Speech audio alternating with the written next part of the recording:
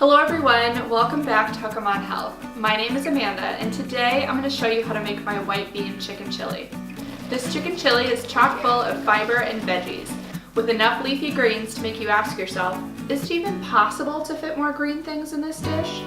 Not only is it nutritious, but it's also delicious, a win-win in my book. So let's get started. To start, we're going to wash and chop all of our vegetables. Dice your onion and mince your garlic. To chop your kale, first separate the leaves from the ribs. To do this, I grip the kale rib in my left hand with the leaves in my right. Then, I pull the leaves off. It doesn't need to be perfect, but the leaves will cook much faster than the ribs. Once your ribs and leaves are separated, roughly chop both of them. Then, we're going to rinse our white beans and corn. Not only do we not want the extra liquid from the cans in our chili, but rinsing also cuts down the sodium content of these foods. Next, we're going to measure out all of the seasonings we'll need for our chicken chili. Into a small dish, measure out 1 tablespoon of chili powder, 1 teaspoon ground cumin, 1 teaspoon fennel, 1 teaspoon salt, 1 teaspoon dried oregano, and 1/2 teaspoon ground black pepper. Now we're ready to start cooking. You'll want to make sure that everything you need for this recipe is ready to go before you begin cooking. Once you get started, things move pretty quickly for a while, so it's good to be prepared. Heat some vegetable oil in a stock pot over medium heat. Once it's warm, add your chicken breasts and sear until cooked through. This should take about 5 minutes per side.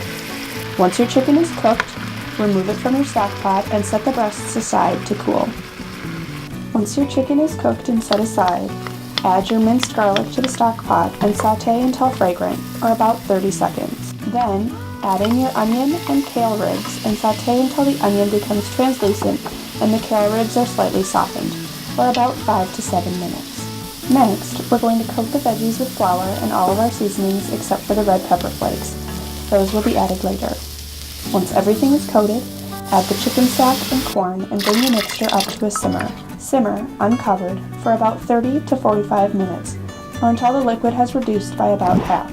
Make sure to frequently stir your chili and use a wooden spoon to scrape the bottom of the pan periodically to remove any brown bits that may be clinging. While your chili is simmering, shred your cooked chicken breasts. I like to use 2 forks to do this. I hold the chicken breast with one while shredding with the other. You'll also have time to prepare your garnishes while the chili is simmering. While technically optional, I highly recommend them because they add an extra level of flavor to this dish. For this recipe, we'll be garnishing our chili with thinly sliced radishes, chopped parsley, and grated Parmesan cheese. Once our chili has reduced by about half, it's time to add the shredded chicken, white beans, red pepper flakes, and kale leaves to our chili. There's a lot of kale in this recipe, so to make things easier, I like to add it in handfuls, letting it wilt down in between each handful until it's all incorporated in the chili. It seems like a lot, but kale wilts down a considerable amount once it's heated.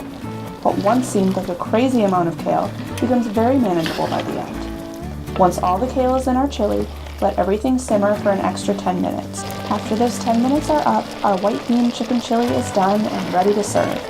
Garnish your chili with your sliced radishes, chopped parsley, and grated Parmesan cheese, and enjoy. If you enjoyed this video, please be sure to hit the like button. A link to the full recipe can be found in the description box below. If you try this recipe, let me know what you like and any changes that you make in the comment section. Want to get hooked on health?